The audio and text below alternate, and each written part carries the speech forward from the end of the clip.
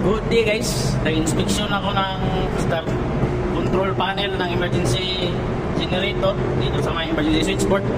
So nakita ako ng timer na nagbuko 580, kumukuti-kutita, malayo pa naman ang Pasko. So hanapin natin dyan. So ito yung 580. So ano bang mga nakakonect dyan?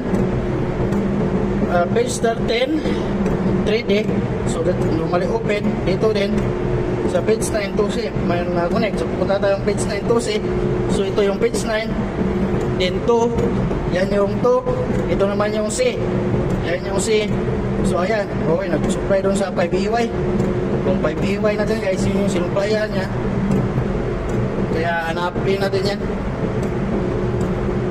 So ito naman guys, ito yan yung 5EY. So ito yung 5EY guys. So hanapin muna natin yung sa 13, page 13 3D. So hanapin natin dito. Yan yung page 13. So dito 3, yan yung 3 3, yan naman yung D. So 3D, ito yung nag-command 580. Ito yung nag-command ng emergency source field. Yan, alarma. So yan yung palitan natin kasi kumukuti-kuti tap.